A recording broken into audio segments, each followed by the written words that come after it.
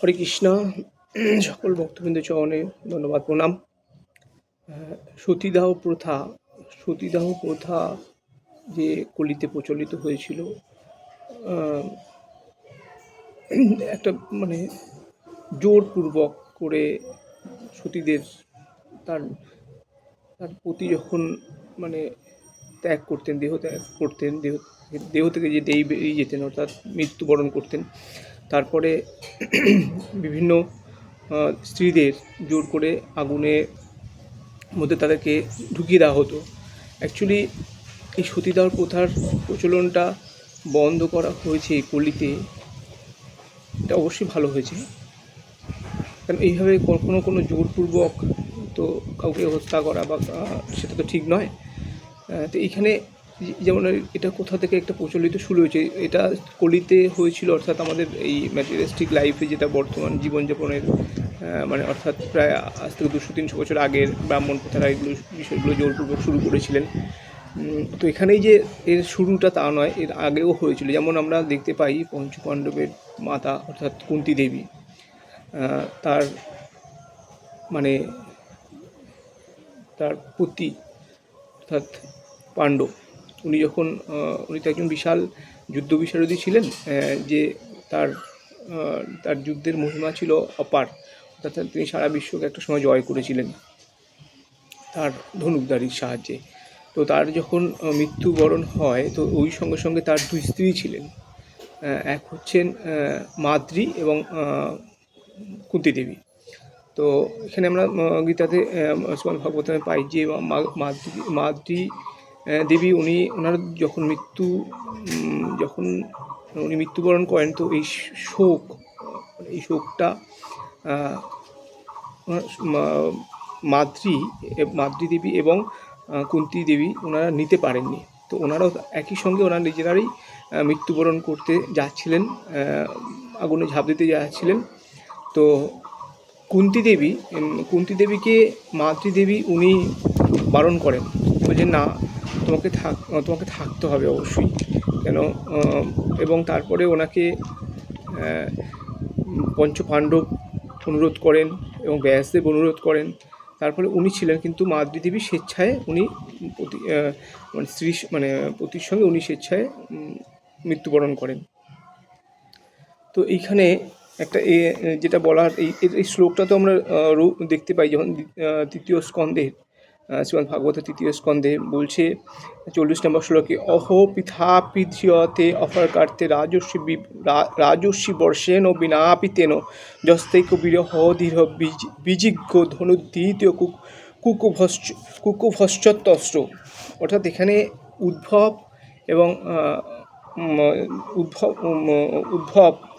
উদ্ধবকে জিজ্ঞাসা করেছে, বিদুর জিজ্ঞাসা করেছিলেন, পৃথা কি এখনও বেঁচে আছেন? হে উদ্ধব, পৃথা কি এখনও বেঁচে আছেন? তিনি কেবল তার পিতৃহীন পুত্রদের জন্যই জীবন ধারণ করেছিলেন, তা না হলে অদ্বিতীয় যোদ্ধা এবং অধীরত, যিনি একাকী ধনুক মাত্র সহায় করে চতুর্দিক জয় করেছেন, সেই রাজস্বী শ্রেষ্ঠ পাণ্ডু ব্যতীত তার পক্ষে বেঁচে থাকা সম্ভব ছিল না।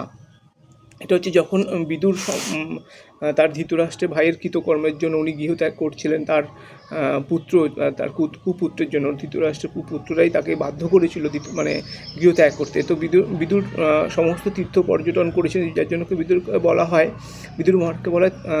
চলমান তীর্থ। বিদুর মহারাজকে যার জন্য বলা হয় চলমান তীর্থ, যে উনি সে তীর্থ পর্যটন করার পরে যখন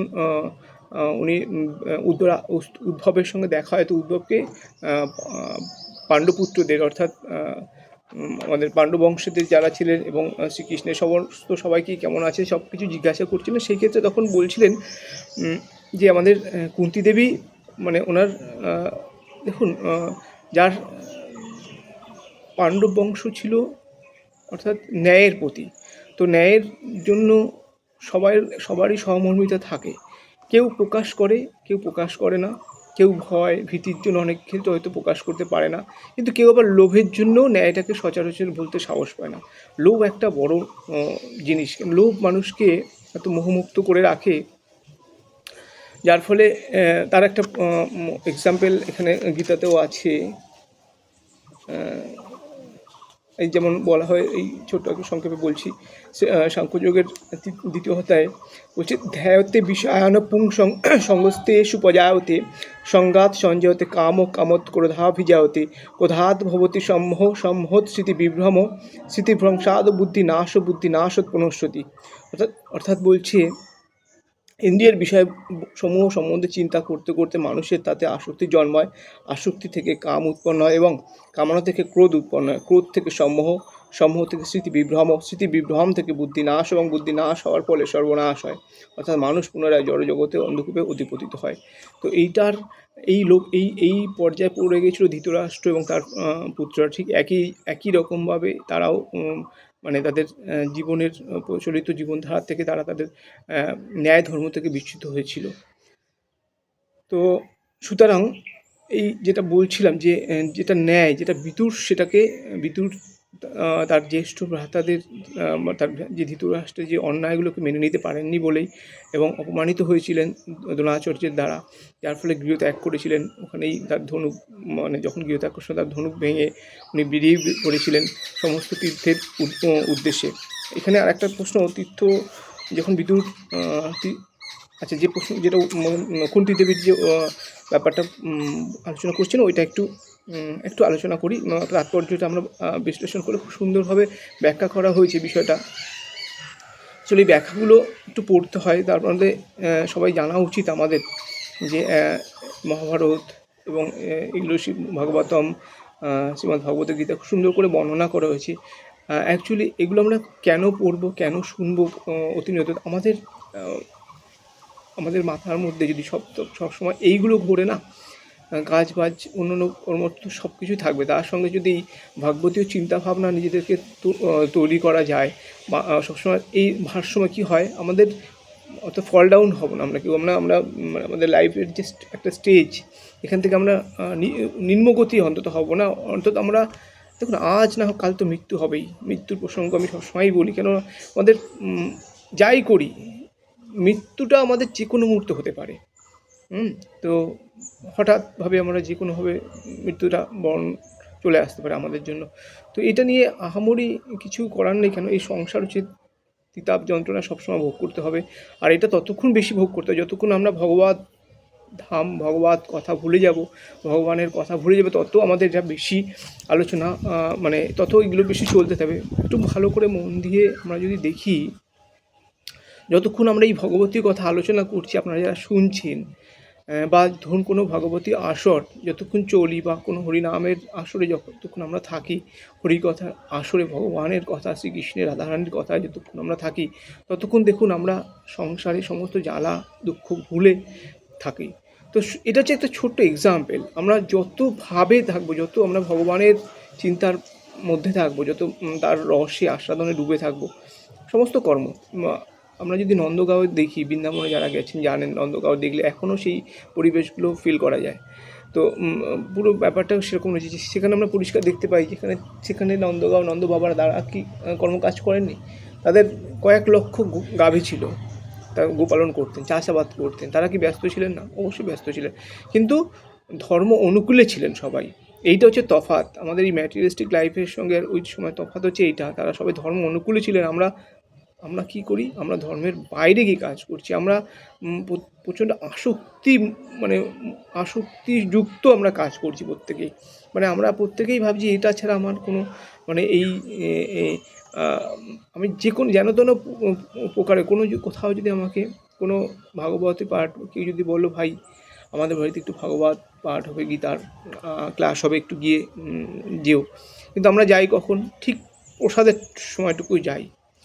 প্রসাদ পাওয়া অবশ্যই ভালো, নিঃসন্দেহে ভালো, কিন্তু দেখুন অ্যাকচুয়ালি যে প্রসাদ আমাদের পারমার্থিক জগতে উন্নতি করবে, আমাদের আধ্যাত্মিক জগতের ক্ষেত্রে আমাদের পজিটিভিটি তৈরি করবে, আমাদের সেই প্রসাদটা পাওয়া উচিত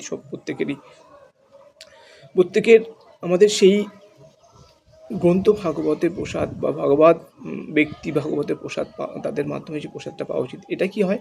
এটা চিরসত্যি, ইউনিভার্সাল। এইগুলো কি আমাদের যাবে না, আমাদের মাইন্ডটা ওখানে ঘুরতে থাকে। আমাদের মৃত্যুর পরেও আমরা ওই ঊর্ধ্ব গতিতে, অর্থাৎ ঊর্ধ্ব লোকের দিকে আমাদের স্তরটা থাকবে, নিচের দিকে নয়, এর ফলে কি আমাদের জনিতে মৃত্যু হবে, মানে মৃত্যুর পরে পরবর্তী জন্ম হয়তো নিম্নজনিত হতে পারে বা তার থেকে কোনো অধোগতিতে। সুতরাং আমাদের স্তরটা সবসময় এইভাবে করতে হবে যে ভুলে যাচ্ছি পরপর যেটা বলছিলাম। এখানে বলছে প্রভুপাদের এই শ্লোকের 40 নম্বর শ্লোকের অহপি থাপি ধ্রিয়াতে হর্বকার্থে রাজস্বী বর্ষেণ বিনাপি তেন যস্তে বীরহৈদরোদ্বিজিজ্ঞ ধ্বনিদ্বীত কুকুভশ্চত্তস্র। সতীশ্রী পতি বিনা বেঁচে থাকতে পারে না এবং তাই পতির মৃত্যুর পর বিধবা পত্নী তার স্বামীর চিতার আগুনে প্রবেশ করেন।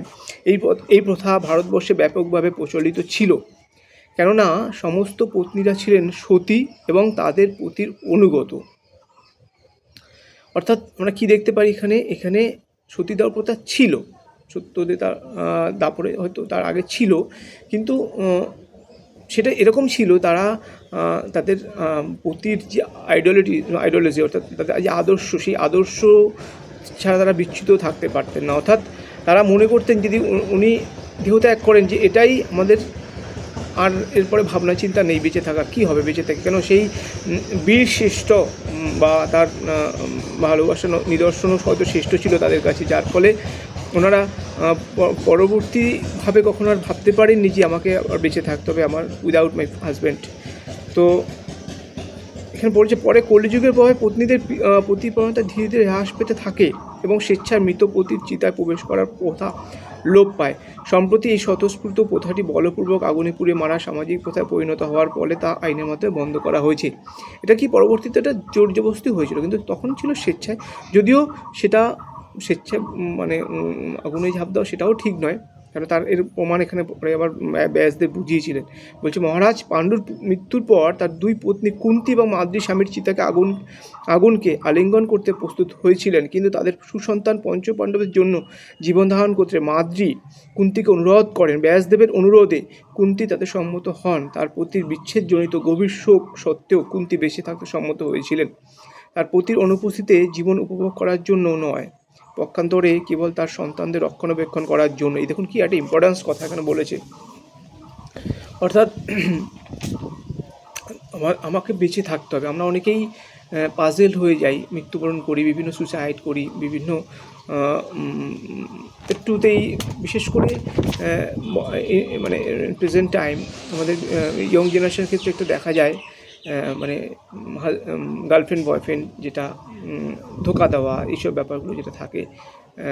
তো একটু কী হলো, এদিক ওদিক হলেই ভালোবাসার এ ফোন করলো না কেন, ও ফোন করলো না কেন, তুমি দেখা করো নি কেন, এই কারণে এইটুকু ভালোবাসা, এইটুকুর জন্যই মানে অনেক কিছু আমরা মানে মাথার মধ্যে ভেবে নিই, ওই যে ও কি তার সঙ্গে নতুন সম্পর্ক তৈরি করলো, আমাকে কেন বাদ দিল, এইসব করতে করতে কি আমরা মৃত্যুবরণ, মানে অনেকেই সুইসাইড বা এরকম, এই আমাদের আশেপাশে এরকম বহুত এই ঘটনাগুলো হয়েছে। অল্প বয়স, 8-9-এ পড়ে, 11-12-এ পড়ে, এই ঠিক স্কুলে যাওয়া আসার সময় তাদের এরকম ব্যাপারের জন্য কী করলো না, ঘরে এসে সুইসাইড করলো।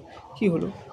তবে এর জন্য আমি মনে করি শিক্ষা দীক্ষারও একটা বড় অভাব। হ্যাঁ, তবে কার মৃত্যু কখন হবে আমরা কেউ জানি না কীভাবে, কিন্তু আমরা কিছুটা চেষ্টা করতে পারি, বা আমরা ঘরে অন্তত ভগবানের এই আদর্শগুলোকে যদি ছেলেমেয়েদের কাছে তুলে ধরা যেতে পারে, বা সত্যি বলতে কি জানেন, আমরা বাবা মাই ঠিক নই, আমরা বাবা মায়েরাই ঠিক নই, আমরা নিজেরা প্রত্যেকে নিজেদের আসক্তিতে মানে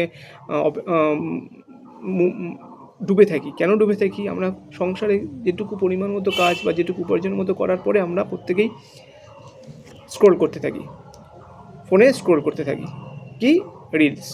এই অধিকাংশ 99% ফ্যামিলিতে, এবং এইগুলোই আমরা কন্টিনিউ দেখতে পারি। ফোন মিডিয়া এগুলো খুব ভালো, অবশ্যই ভালো, এটা এর পজিটিভিটি ভীষণ দিক আছে, কিন্তু এটাকে আমরা কোন কাজে লাগাচ্ছি? এটা কি আমাদের সার্বিক কল্যাণে কি লাগাচ্ছি? আমরা এই কন্টিনিউ রিলস দেখছি, কী হচ্ছে এটাতে? তো এটাতে কী হয়, এটাতে সুসন্তান সঠিকভাবে তো মানে তার পিতামাতার সংস্পর্শ পাচ্ছে না, যার ফলে তার অধোগতিতে চিন্তাভাবনাগুলো বেড়ে চলেছে। অন্তত আমি আমার প্রত্যক্ষ একদম দর্শন থেকে বলছি, আমরা আমাদের যে বিভিন্ন ভক্ত সঙ্গ যাই বা তাদের ছেলে মেয়েদের অ্যাটিটিউডগুলো পুরোটা আলাদা, ডিফারেন্ট, টোটালি একদম। মানে বিশ্বাস করুন, আমি নিজে একটা শিক্ষকতা করি বলে বলছি যে পুরো অন্তত এটুকু বুঝি, বিভিন্ন রকম বহুদিন ধরে এডুকেশন লাইনে যুক্ত রয়েছি, এডুকেশন টিচিংয়ে রয়েছি, অন্তত বুঝতে পারি কোন ছেলেমেয়েগুলো কীভাবে লাইফস্টাইল করছে, তাদের কী এগোতে পারে, এবং কন্টিনিউ দেখে যাচ্ছি যারা যে সব ঘরের বাবা মা একটু এই ভক্তি পথের দিকে রয়েছে বা একটু ভগবতীয় দর্শনে চলাফেরা করে অ্যাটলিস্ট, তাদের ঘরের ছেলেমেয়েরা টোটালি ডিফারেন্ট। আর যে ঘরের বাবা মারা জাস্ট এইটাকে ম্যাটেরিয়ালিস্টিকের লাইফের প্রতি বেশি মানে তাদের আগ্রহ, অর্থাৎ জড়জাগতিক মানে বাসনাটা তাদের বেশি, তাদের ঘরের ছেলেমেয়েরা পুরো ডিফারেন্ট একদম। আমার এটা বিশ্বাস করুন, এটা আমার বাস্তব রিয়েলাইজেশন থেকে আমি বলছি, দীর্ঘদিনের শিক্ষকতার থেকে এবং বিভিন্ন জায়গায় আর্ট ওয়ার্কশপ করার ক্ষেত্রে থেকে এগুলো আমার রিয়েলাইজ থেকে এগুলো মানে প্র্যাকটিক্যালি ফিল করতে পারছি, দেখতেও পাচ্ছি।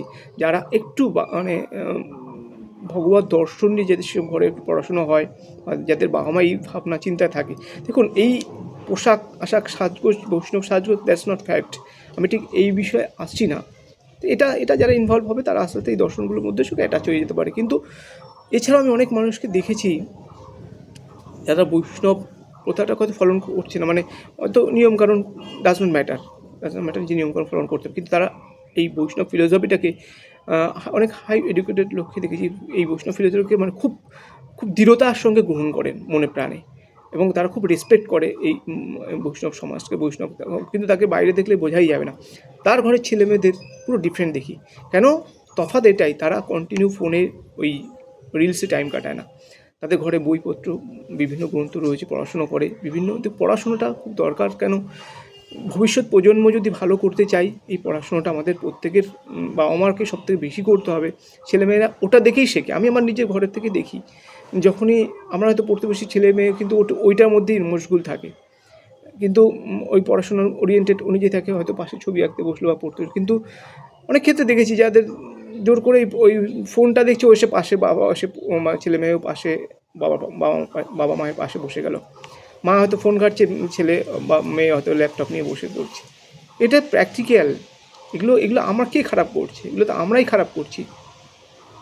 সুতরাং এগুলো থেকে আমি অনুরোধ করব, এই মহান যে বাবা মায়ের এই গুণগুলো ধরে রাখতে হবে। এই যেখানে বলছিলাম যে ব্যাসদেব ওনাকে বলেছিলেন যে শুধু উপভোগ করলাম তারপরে স্বামী চলে গেল, তুমি সেই শোকে নিজেকে বিলিয়ে দেবে, নিজেকে বিসর্জন দিয়ে দেবে না। সংসারে আসা মানে কিছু দায়িত্ব নিয়ে আসা। ভগবান এগুলো সেবা, প্রত্যেকে আমরা যে যা কাজ করি প্রত্যেকটা সেবা হিসেবে ভাবা উচিত। ভগবান যাকে যে দায়িত্ব দিয়েছে তাকে সেই দায়িত্বগুলো পূর্ণ করতে হবে। অর্থাৎ এখানে আমি দায়িত্ব অবহেলা করলে, আমি এই ভগবতী আচরণ, ওই বিভিন্ন বৈষ্ণব সমাজে যাওয়া চলাফেরা কি সংসারের দায়িত্ব এমন তো না যে অবহেলা করে, না, সেটুকু যা করার অদমকে করতে হয়। তা সত্ত্বেও হ্যাঁ, আমি যেটা সত্য বা যেটা ন্যায়, যেটা মানুষের করা উচিত, সেই পথে অবশ্যই বেশি হাঁটছি এবং হাঁটবো, এবং সেটাও চেষ্টা করছি সবাইকে নিয়েই চলার। কেন? আমি বুঝতে পারছি দীর্ঘদিন ও ম্যাটেরিয়ালিস্টিক লাইফের মধ্যেও আসক্তি থাকার ফলে কী, আর এখন বর্তমান আসক্তি থাকার কী। তো আপনাদেরকে অনুরোধ করব, ভগবতীয় দর্শনকে সঙ্গে নিয়ে জীবনটাকে যদি চলাফেরা করে অনেক সুন্দর হবে। বাকিটুকু একটু পড়ার চেষ্টা করছি। যেটা বলছে, তারপর বলছে মহারাজ পাণ্ডু ছিলেন একজন, কারণ এখানে বলছে এই অনুপস্থিত জীবন উপভোগ করার জন্য নয়, পক্ষান্তরে কেবল তার সন্তানদের রক্ষণাবেক্ষণ করার জন্য। এই ঘটনাটি উল্লেখ এখানে করা হয়েছে কেননা বিদুর তার ভাতৃবধূ কুন্তী দেবী সমস্ত ঘটনা জানতেন। এখানে জানা যায় যে মহারাজ পাণ্ডু ছিলেন একজন মহান যোদ্ধা, এবং তিনি একাকী ধনুক ও বাণের সাহায্যে সারা পৃথিবীর চতুর্দিক জয় করেছিলেন। এমন একজন আদর্শ পতির বিরহে বিধবা রূপে কুন্তীর পক্ষে জীবন ধারণ করা প্রায় অসম্ভব ছিল, কিন্তু তাকে বেঁচে থাকতে হয়েছিল তার 5 পুত্রের জন্য। এটাই যে বললাম যে কর্তব্য, এই কর্তব্যটাকে আমাদের মেনে নিতে হবে। সমাজ সংসারে যাকে যে ভগবান যে দায়িত্ব দিয়েছে সেই কাজ করতে হবে, তবে ন্যায়ভাবে ভগবতীয় দর্শনকে সঙ্গে রেখে। গীতা ভাগবত শাস্ত্রে গুরুজনেরা যেভাবে বলেছেন সেই আদর্শ দর্শন রেখে আমরা প্রত্যেকেই সংসার প্রতিপালন করব, এটুকুই বলার।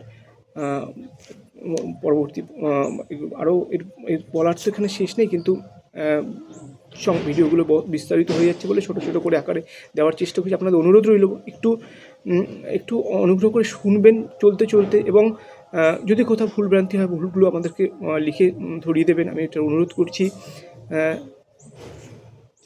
ভালো থাকবেন সবাই, ভুল ত্রুটি হলে মার্জনা করবেন। হরে কৃষ্ণ।